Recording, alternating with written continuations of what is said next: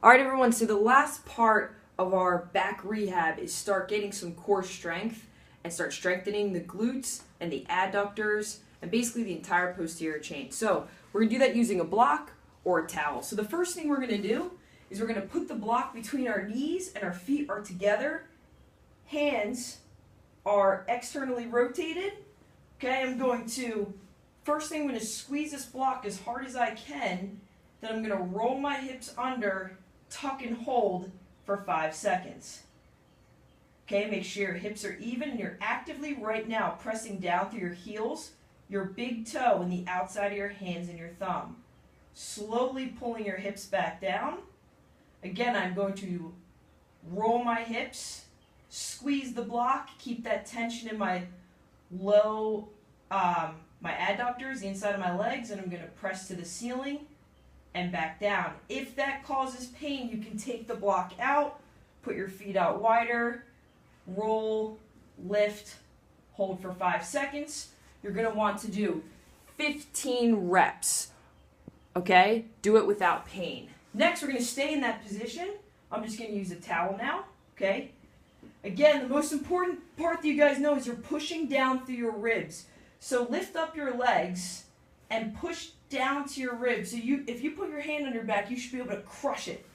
Okay, and you should find a point where you start to shake. The knees should only go an inch past your hips to start.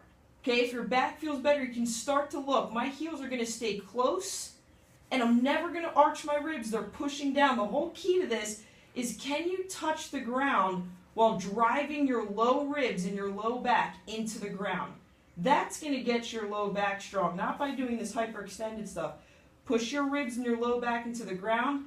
Again, 20 reps. The last thing that we do, so that's our leg lowering. The last thing that we do is a assisted hamstring stretch. So again, you're going to take a towel or yoga block, put it up as close to your groin as possible. Put your toes together, knees together. I'm going to squeeze this as hard as I can, making my lower body stiff. I'm going to hinge, so I'm going to push my butt back while squeezing this and just reach to where I can.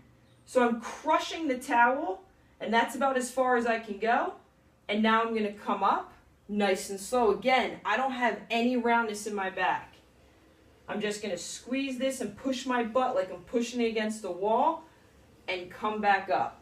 Okay, you should feel a stretch start to creep from the hamstrings and the calves right up to the high hamstring. Once you hit that position, you very slowly push into your heels and start to drive through your calves. And at the end, you're just going to tuck your glute, but without thrusting forward. That goes into your back. You want to tuck your glute enough to feel it in your glute and your core, but not your low back.